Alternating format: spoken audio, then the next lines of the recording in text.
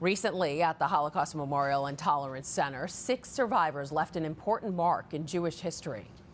It's perfect. I do this in honor of Abraham and Gittel. The men and women traced Hebrew letters in this special Torah. The religious text was found in northern Poland 7 years ago by the From the Depths Foundation, which works to educate the younger generation about the Holocaust.